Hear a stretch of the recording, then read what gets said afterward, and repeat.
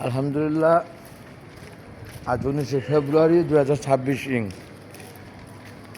দ্বিতীয় তারাবি সালাত আদায়ের উদ্দেশ্যে যাচ্ছি আমরা বাপ ছেলে। প্রথম রোজা দ্বিতীয় তারাবি 19শে ফেব্রুয়ারি 2026 ইং। সকলের কাছে দোয়ার প্রত্যাশা, সুস্থ সুন্দরভাবে নামাজ শেষে যেন ফিরতে পারি বাসা।